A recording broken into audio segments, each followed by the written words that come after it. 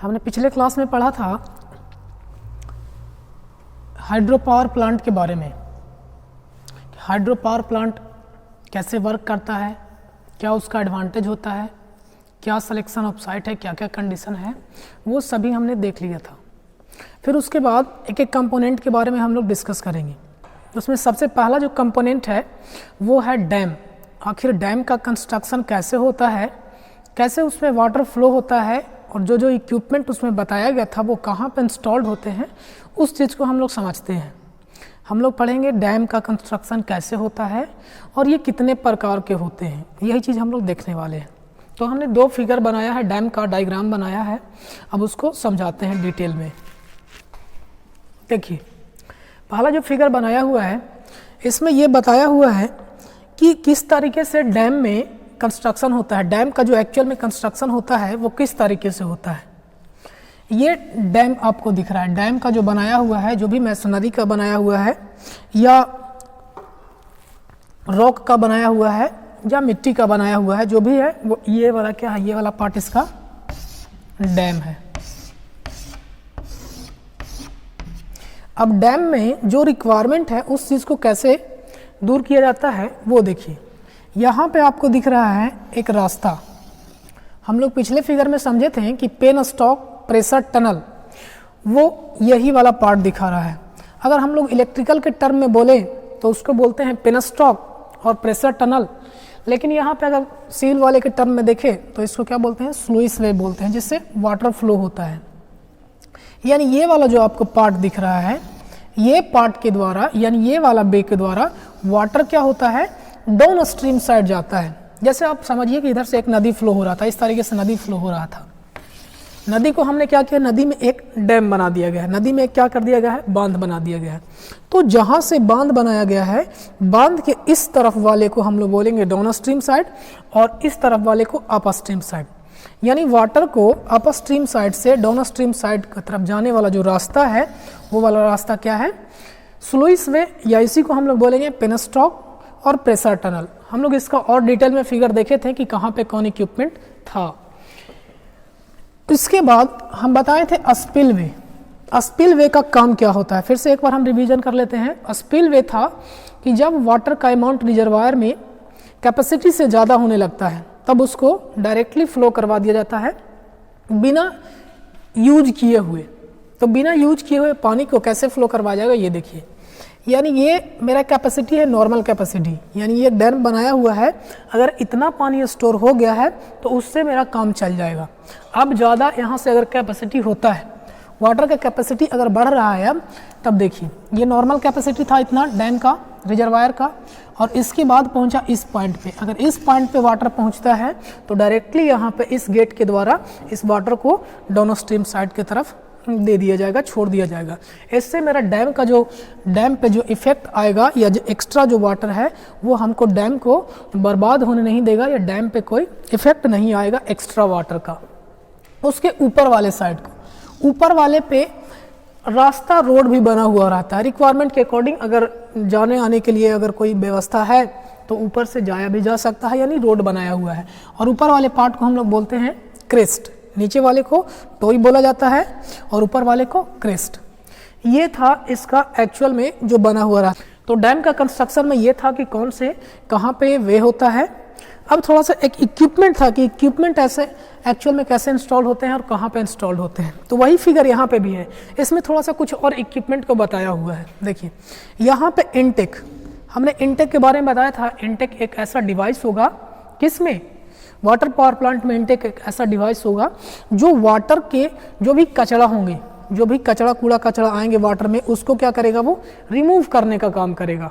Remove करने कहने का मतलब कि यहाँ पे लकड़ी हो गया, जंगल से पानी आएगा तो लकड़ी हो सकता है, उसमें मिट्टी हो सकता है, और भी कोई भी इसमें अपशिष्ट होंगे, मटेरियल होंगे जो इस टरबाइन के लिए अननेसेसरी होगा।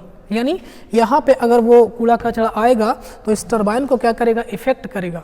इस चीज़ को दूर करने के लिए यहाँ पे क्या लगाया हुआ है, इनटेक लगाया हुआ है। तो इनटेक समझ में आया होगा। इनटेक का क्या काम है, तो इनटेक एक ऐसा इक्विपमेंट है जो वाटर में मिले अपशिष्ट मटेरियल को या कूड़ा कचरा को या डेब्रीज को क्या करता है, रिमूव करता है। तब उस इक्विपमेंट को हम लोग क्या बोलते हैं, इनटेक बोला जाता है। ये था इनटेक से वाटर होते हुए कहाँ पे आएगा, यहाँ पे penstock pressure tunnel, penstock valve house बीच में आया था, उसका हम लोग फिगर में ऑलरेडी पहले ही देख चुके थे। अब यहाँ पे कंस्ट्रक्शन देखिए किस तरीके से बना होता है। ये आपको दिख रहा है पावर हाउस, ये क्या है, पावर हाउस है। पावर हाउस में जनरेटर लगा हुआ है, ये वाटर फ्लो करते हुए कहाँ पे आएगा, टरबाइन पे आएगा। ये वाला जो आपको पार्ट दिख रहा है ये है टरबाइन, क्या है ये, टरबाइन है। टरबाइन पे, टरबाइन से जनरेटर क्या है, कपल है, ये कपल्ड है जनरेटर। अब ये वाटर का फ्लो, वाटर के स्पीड की वजह से ये टरबाइन क्या होगा, रोटेट करेगा और फर्दर ये वाटर कहाँ चला जाएगा, टेल रेस में चला जाएगा, यानी डाउन स्ट्रीम साइड चला जाएगा। यानी वाटर यहाँ से फ्लो होकर के ये डाउन स्ट्रीम के साइड चला जाएगा। ये था रिवर रिजर्वायर। उसके बाद जब ये टरबाइन रोटेट होगा तो कपल्ड होने के वजह से, यानी जनरेटर भी क्या है, इसी के साथ कपल्ड है, टरबाइन रोटेट करेगा तो जनरेटर भी रोटेट करेगा और यहाँ से हमको क्या मिलेगा, सप्लाई मिलेगा, यानी इलेक्ट्रिकल एनर्जी मिलेगा। एक्चुअल में ये था डैम का कंसेप्ट। इसके बाद हम लोग देखेंगे कि कितने टाइप्स के डैम बनाए जाते हैं, जो डैम एक्चुअल में यूज होता है वो कौन कौन सा डैम है और कितने टाइप के डैम होते हैं। तो हम लोग देखते हैं उसका फिगर। हम लोग को जनरली 3 टाइप के डैम पढ़ने हैं। डैम और भी डिफरेंट टाइप का होता है, लेकिन इलेक्ट्रिकल ब्रांच वालों के लिए ज़्यादा डैम का जरूरी नहीं है। देखिए सबसे पहला जो डैम है वो है आर्क डैम, दूसरा है ग्रेविटी डैम और तीसरा है बटरेस डैम। आखिर ये कैसा होता है और कैसे इसमें वाटर के प्रेशर को कम किया जाता है ताकि वाटर का प्रेशर डैम पे कम लगे और वो टूटने से बचा रहे, यही चीज़ को इसमें समझना है। देखिए सबसे पहला है आर्क डैम। जैसा कि आपको नाम दिख रहा है, नाम के अकॉर्डिंग ही ये बना होता है। आर्क कहने का मतलब जो डैम का कंस्ट्रक्शन होता है वो आर्क के जैसा होता है, इस तरीके का।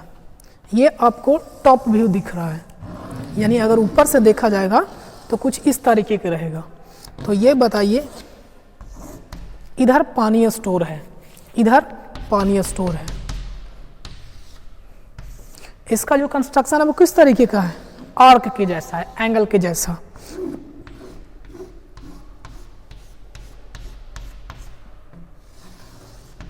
इस तरीके से ये डैम बना हुआ है। जरा बताइए तो इसमें वाटर अगर इधर से आएगा तो वाटर का प्रेशर का क्या होगा, वाटर का प्रेशर इसका हॉरिजेंटली डिवाइड हो जाएगा।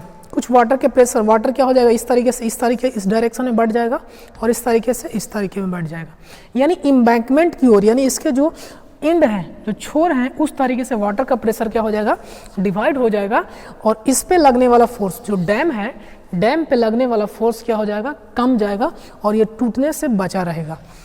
जरा बताइए तो ये वाला डैम कैसा होना चाहिए। ये इसका जो कंस्ट्रक्शन है वो एंगल बना हुआ है, इसलिए ये जो डैम बना जाता है वो किस चीज़ का बना जाता है, कंक्रीट का बना जाता है। किस चीज़ का बना जाता है, कंक्रीट का।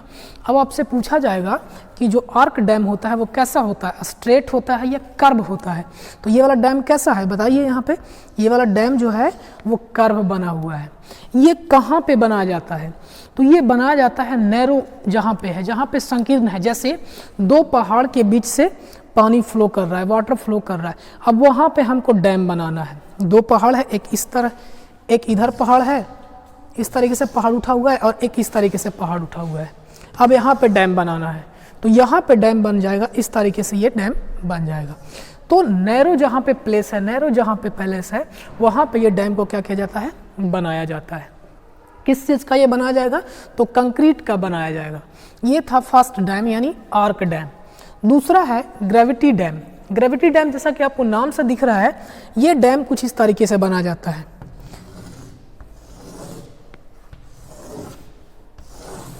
ये आपको साइड व्यू दिख रहा है, यानी डैम इस तरीके का बना हुआ है और इधर से देख रहे हैं तो हमको ये पार्ट दिख रहा है। इसमें क्या होता है, इसमें जो वाटर के फोर्स को सस्टेन करने का इसमें जो कैपेसिटी होता है वो इसके मास के वजह से होता है। किसकी वजह से, मास की वजह से। ये इतना विशाल बनाया जाता है, इतना लार्ज अमाउंट में बनाया जाता है, इसमें जो यूज होते हैं मटेरियल, ताकि इसके वेट की वजह से ही ये दबा रहे, ये नीचे की ओर दबा रहे और ये वाटर के प्रेशर को क्या कर सके, कम कर सके। दूसरा, वाटर का जो प्रेशर होता है वो ऑलरेडी यहाँ पे भी इसको दबाए रखता है। मेनली ये डैम का जो कंस्ट्रक्शन होता है इसमें कोई ज़्यादा एक्स्ट्रा मटेरियल नहीं लगता है। ये मिट्टी का भी हो सकता है, कंक्रीट का भी हो सकता है, स्टोन मैसनरी का हो सकता है। स्टोन मैसनरी क्या होता है, आप लोग देखे होंगे जब पुल या बनता है तो पुल के जब बनता है तो वो हाइट पे होता है और रोड को मेंटेन करने के लिए और पुल के हाइट को मेंटेन करने के लिए बड़े बड़े पत्थर का टुकड़ा लगाया जाता है, तो उसी को बोलते हैं हम लोग मैसनरी। तो यानी स्टोन मैसनरी का यूज़ करके या मिट्टी का यूज़ करके या कंक्रीट का यूज़ करके इस चीज़ को बनाया जाता है। तो इस टाइप के डैम को हम लोग कौन सा डैम बोलेंगे, ग्रेविटी डैम बोलेंगे। नेक्स्ट है बटरेस डैम। बटरेस डैम कैसा होता है, बटरेस डैम का जो कंस्ट्रक्शन होता है वो कुछ इस तरीके से होता है। देखिए ये हमने बना दिया डैम,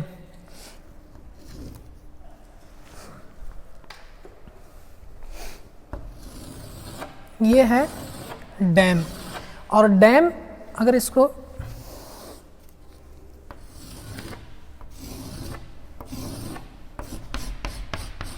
ये डैम बना हुआ है, अब पीछे से इसमें डाउन स्ट्रीम के साइड से एक दीवार का इसमें क्या दे दिया जाएगा, रोकने के लिए, फोर्स को सस्टेन करने के लिए। जैसे ये मानिए डैम है, ये डैम बना हुआ है, अब इसके डाउन स्ट्रीम साइड से ये वॉल बना दिया गया, इस तरीके से वॉल बना दिया गया है, कुछ डिस्टेंस पे वॉल बना दिया गया है।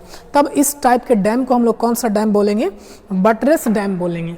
ये बटरेस डैम ये स्ट्रेट भी हो सकता है और कर्व भी हो सकता है। कंडीशन ये है बटरेस तभी हम लोग इसको बोलेंगे जब इसके डाउन स्ट्रीम साइड से इसमें फोर्स को सस्टेन करने के लिए, वाटर के फोर्स अगर इस डायरेक्शन से लग रहा है तो वाटर के फोर्स को सस्टेन करने के लिए या अपोज करने के लिए बटरेस एक यहाँ से फोर्स को रजिस्ट करने के लिए वॉल बना दिया जाएगा, कुछ डिस्टेंस पे वॉल बना दिया जाएगा।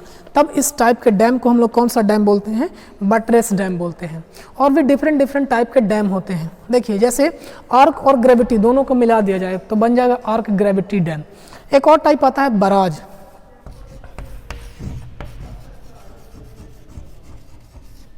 बराज ये क्या होता है, आप लोग देखे होंगे नदी से नहर निकलते हुए, नदी से जब नहर निकलता है तो वहाँ पे फाटक के जैसा कुछ बनाया होता है, फाटक को ऊपर करते हैं। तो ये जो बराज जो बनता है, ये बराज जो जनरली बनता है वो लोहे का, स्टील का बना होता है और उसमें कुछ ज़्यादा एक्स्ट्रा मटेरियल यूज नहीं करते हैं। सिंपली उसमें क्या किया जाता है कि जो गेट होता है, गेट को, भाल्व को ऊपर नीचे करने वाला होता है, पानी को ज़्यादा रोका नहीं जाता है, बस रिक्वायरमेंट के अकॉर्डिंग यूज़ करते हैं, तो वो वाला हो जाता है बराज। ये थे डैम के कुछ टाइप और डैम का कंस्ट्रक्शन। हम लोग वाटर पावर प्लांट हम लोग पढ़ रहे हैं, ना कि हम लोग डैम पढ़ रहे हैं। मेनली हम लोग को इसमें और क्या क्या वाटर से कैसे इलेक्ट्रिकल एनर्जी जनरेट किया जाता है वो चीज़ को पढ़ना है। तो हमने इसका एक कंपोनेंट डैम था, इसलिए हम लोग डैम के बारे में थोड़ा सा समझें। अब बताइए डैम का, हम लोग डैम का तो कंस्ट्रक्शन कर लिए, डैम बनाने का हम लोग का मेन पर्पस क्या था, वाटर हाइट को बढ़ाना, यानी वाटर का जो लेवल है उसको ऊंचा करना और साथ ही साथ लार्ज अमाउंट में वाटर को कलेक्ट करके रखे रहना। तो ये थे डैम का कंस्ट्रक्शन और उसके टाइप। हम लोग डैम देखें, अब उस डैम के अकॉर्डिंग कितने टाइप के वाटर पावर प्लांट होते हैं इस चीज़ को समझते हैं। यानी वाटर का जो स्टोरेज होता है वो किस तरीके से होता है वो डैम के अकॉर्डिंग ही डिफाइन होता है। अगर हम लोग डैम बनाते हैं, अगर हम लोग डैम नहीं बनाते हैं या रिजर्वायर बनाते हैं, उसके according type of power plant और भी बेसिस है जिसके according hydro power plant different type के होते हैं। तो जो हमने लिखा है देखिए, सबसे पहले अकॉर्डिंग टू वाटर स्टोरेज और फ्लो, कैसे उसमें वाटर का स्टोरेज किया जाएगा और उसका फ्लो करवाया जाएगा, उसके अकॉर्डिंग सबसे पहला है रन ऑफ रिवर विदाउट पॉन्डेज। पॉन्डेज कहने का मतलब कि वाटर को स्टोर करना। चलिए देखिए यहाँ से एक समझते हैं, ये रिवर है, ये क्या है, रिवर है। रिवर में भी ऐसा नहीं है, बहुत सारे ऐसे रिवर हैं जिसमें वाटर ऑलरेडी पूरा का पूरा 12 महीना उसमें वाटर अवेलेबल रहता है। वाटर पूरा 12 मास क्या रहता है, अवेलेबल रहता है और लार्ज अमाउंट में रहता है। हम लोग को वाटर से ज़रूरत था, वाटर का रिक्वायरमेंट था, वाटर यहाँ पे ऑलरेडी अवेलेबल था। वाटर का काइनेटिक एनर्जी ज़रूरी था, कुछ रिवर में काइनेटिक एनर्जी यानी वाटर का जो स्पीड होता है ऑलरेडी अवेलेबल होता है। तो बताइए, तो उस रिवर में हमको बनाने का ज़रूरी है हमको डैम बनाने का जरूरी है? नहीं जरूरी है। यानी डायरेक्टली हम लोग वाटर का यूज कर लेंगे। अगर यहाँ पे वाटर फ्लो कर रहा है तो रिवर का फ्लो का ही हम लोग क्या कर लेंगे? यूज कर लेंगे। तब उसी को बोलते हैं run of river. Run of कहने का मतलब क्या होता है? रन ऑफ कहने का मतलब है यहाँ पे वाटर से समझेंगे कि वाटर हम लोग क्या कर रहे हैं? वाटर का यूज कर रहे हैं रिवर से। और कहाँ? Without of water. हम लोग रन ऑफ के बारे में डिटेल में समझेंगे। रन ऑफ एक्चुअल में होता है जो बारिश होता है, जो यहाँ से प्रेसिपिटेशन होता है और जो इवेपोरेशन होता है, जो इवेपोरेशन होता है, जितना प्रेसिपिटेशन हुआ, सपोज कीजिए कि प्रेसिपिटेशन 10 kg वाटर हुआ और इवेपोरेशन हो गया कितना? 2 kg इवेपोरेट कर गया, तो बताइए कि कितना बचा टोटल? 8 kg। तो इसी 8 kg को क्या बोलते हैं? रन ऑफ बोलते हैं। ये समझने के लिए था। रन ऑफ का मतलब अब यहाँ पे ये समझना है कि रन ऑफ कहाँ से आ रहा है। तो डायरेक्टली हम लोग इसमें रन ऑफ कहाँ से ले रहे हैं? रिवर से ले रहे हैं। अब रन ऑफ रिवर विदाउट पॉन्डेज, यानी बिना बराज को या बिना डैम को क्रिएट किए ही हम लोग टाइप्स ऑफ पावर प्लांट बना लिए। तब इस टाइप के पावर प्लांट को कौन सा पावर प्लांट बोलेंगे? Run of river power plant बोलेंगे। ध्यान रखिएगा, इसमें हम लोग डैम का कंस्ट्रक्शन नहीं किए। दूसरा टाइप आता है रन ऑफ रिवर विथ पॉन्डेज, यानी हम लोग इस बार क्या करने वाले हैं? यहाँ पे डैम बना करके हम लोग यहाँ पे पानी को क्या करने वाले हैं? स्टोर करने वाले हैं। ध्यान रखिएगा, यानी जो अभी यहाँ पे रन ऑफ जो हम लोग को मिल रहा है, रन ऑफ का मतलब अभी समझा है, 10 kg अगर वाटर यहाँ पे प्रेसिपिटेट हो रहा है और 2 kg इवेपोरेट हो गया, तो टोटल रन ऑफ कितना हुआ? 8 kg। तो अब इस 8 kg यानी जो रिवर हम लोग को मिला, जो रन ऑफ मिल रहा है, वो कहाँ से मिल रहा है? रिवर से ही ले रहे हैं। लेकिन इस वाले में था विदाउट पॉन्डेज, यहाँ पे क्या करेंगे? पॉन्डेज, यानी स्टोर करेंगे। यानी यहाँ पे अब क्या करेंगे? हम लोग इसमें डैम क्रिएट करेंगे, डैम का कंस्ट्रक्शन करेंगे और फिर बनाएंगे। ये हुआ सेकेंड टाइप। थर्ड टाइप आता है रिजर्वायर टाइप। अब समझिए, इन दोनों में जो रन ऑफ कर रहे थे वो कहाँ से था? रिवर से था। लेकिन रिजर्वायर टाइप में हम लोग क्या करेंगे? जो वाटर का स्टोरेज करेंगे वो कहाँ से करेंगे? रिजर्वायर एक्स्ट्रा बना करके, एक्स्ट्रा रिजर्वायर बनाएंगे। समझिएगा, इन दोनों में जो रिजर्वायर का काम कर रहा था वो नदी ही कर दे रहा था। लेकिन जो थर्ड टाइप है, इसमें नदी का कोई रोल नहीं होगा। यानी कहीं एक्स्ट्रा प्लेस पे जहाँ पे वाटर का सोर्सेस अवेलेबल है, वहाँ पे हम लोग क्या करेंगे? एक रिजर्वायर बनाएंगे। और रिजर्वायर बनाने के लिए अभी तो तरीका हमने बताया। रिजर्वायर बनाने के लिए क्या करेंगे? डैम का कंस्ट्रक्शन करेंगे। तब इस टाइप के हम लोग पावर प्लांट को कौन सा पावर प्लांट बोलेंगे? रिजर्वायर टाइप पावर प्लांट बोलेंगे। ये था हम लोग डैम के according types of power plant. अभी इसको हम लोग अगले वाले टाइप में डिटेल में समझेंगे कि रन ऑफ में कैसे वाटर का स्टोर होता है, क्या इसका प्रॉपर्टी है, किस तरीके से टरबाइन लगता है, इस पे हमारा कंट्रोल होता है या नहीं होता है, कितना ये सूटेबल है, फार्म कैपेसिटी कैसा होता है। इन सब चीज़ों को हम लोग अगले वीडियो में देखेंगे या अगले क्लास में देखेंगे। फिलहाल ये था टाइप। उसके बाद दूसरे बेसिस पे हम लोग देखेंगे। दूसरा क्या है बेसिस? हेड के अकॉर्डिंग। हेड कहाँ से क्रिएट हो रहा था? हमने अभी बताया। हेड क्रिएट करने का क्या तरीका था? तो डैम को कंस्ट्रक्ट करके, डैम को हम लोग कंस्ट्रक्ट करते थे और वाटर लेवल को क्या करते थे? इंक्रीज करते थे। तो जितना हाइट मिलेगा उसी के अकॉर्डिंग ये है टाइप। तो सबसे फर्स्ट टाइप है हेड के अकॉर्डिंग हाई हेड। अब हाई हेड किसको बोलेंगे? फिर है मीडियम हेड और फिर है लो हेड। एक्चुअल में कोई इसका एक वैल्यू नहीं दिया हुआ है कि इतना हाइट रहेगा तब हम लोग उसको बोलेंगे हाई हेड पावर प्लांट, इतना हाइट रहेगा तब उसको बोलेंगे मीडियम हाइट, और लो हाइट के लिए तो ऐसा कोई डिफिनेट वैल्यू नहीं दिया हुआ है। फिर भी हम लोग ये मान करके चलते हैं कि 300 से अगर एबव हाइट है, 300 से एबव हाइट है, कहीं कहीं पे 500 भी देता है, तो ये कन्फ्यूजन होने का ज़रूरत नहीं है। सिंपली ये मान करके चलना है कि 300 से अगर हाइट का वैल्यू, 300 मीटर से हाइट का वैल्यू ज़्यादा है तो वो किस टाइप का पावर प्लांट हो जाएगा? हाई हेड का पावर प्लांट हो जाएगा। उसके बाद 300 से कम है, 30 से ज़्यादा है, 30 से ज़्यादा है और 300 से कम है, तब इस टाइप के पावर प्लांट कौन सा पावर प्लांट हो जाएंगे? मीडियम हेड पावर प्लांट हो जाएंगे। और लास्ट वाला कौन सा बचा?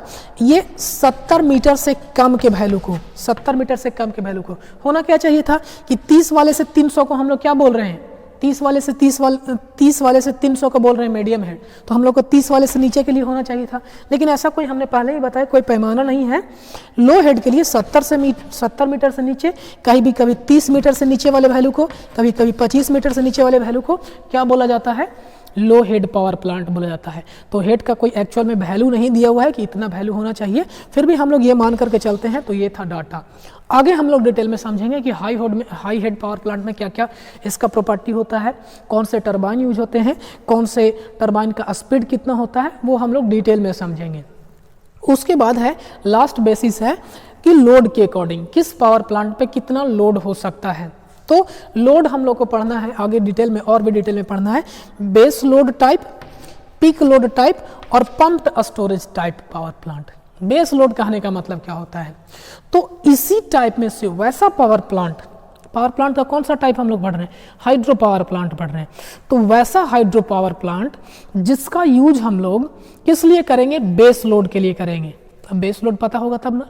बेस लोड कहने का मतलब होता है कि वैसा लोड जो पूरा का पूरा 24 घंटा सप्लाई वो देते रहेगा। 24 घंटा से कहने का मतलब क्या निकला, जरा सपोज कीजिए कि एक पावर प्लांट बनाया हुआ है, इससे सप्लाई कितना मिल रहा होगा, मान लीजिए कि 10 किलोवाट सप्लाई दिया जा रहा है। क्या जरूरी है कि इसमें 24 का 24 घंटा 10 किलोवाट सप्लाई ही दिया जा रहा है। कभी कभी ऐसा सिचुएशन आएगा कि जिस टाइम रिक्वायरमेंट जो होगा इसका बढ़ करके कितना हो जाएगा, 12 किलोवाट हो जाएगा। तब इस केस में बताइए तो कि 2 किलोवाट जो एक्स्ट्रा हुआ उस वाले पावर प्लांट को, यानी सपोज कीजिए कि मेरा जो पावर प्लांट बनाया हुआ है उसका कैपेसिटी कितना है, 10 किलोवाट है। अब 2 किलोवाट और एक्स्ट्रा बढ़ गया, तब क्या किया जाएगा, तब कोई ऐसे पावर सोर्सेस लगाने पड़ेंगे जो उस 2 किलोवाट को क्या करेगा, फुलफिल करेगा। तो जो एक्स्ट्रा पावर सोर्सेस लगाए गए उस वाले को हम लोग बोलेंगे पीक लोड पे वर्क करने वाला पावर प्लांट, और जो 24 घंटा जो 10 किलोवाट सप्लाई दे रहा है इस वाले को हम लोग कौन सा बोलेंगे, base load power plant. Base load से मतलब ये निकल रहा है कि वैसा पावर प्लांट जो 24 घंटा जो भी सप्लाई वो दे रहा है, 10 किलोवाट दे रहा था तो ये 10 किलोवाट पूरा का पूरा 24 घंटा सप्लाई देते रहेगा।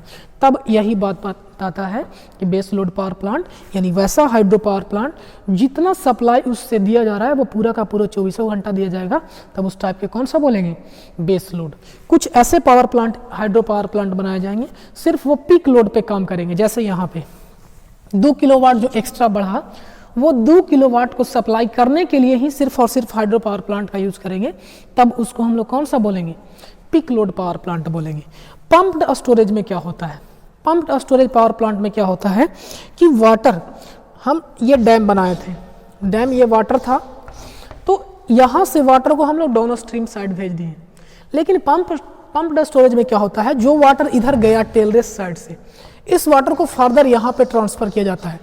तो यहाँ से पानी को यहाँ करने में कुछ एनर्जी लगेगा कि नहीं लगेगा, ऐसा तो नहीं है कि इधर वाला एरिया पे हाइट कम था इसलिए यहाँ पे फ्लो कर जा रहा था, लेकिन यहाँ लो हाइट से हाई हाइट पर पहुँचाना है, तब बताइए इसमें कुछ एनर्जी लगेगा कि नहीं लगेगा।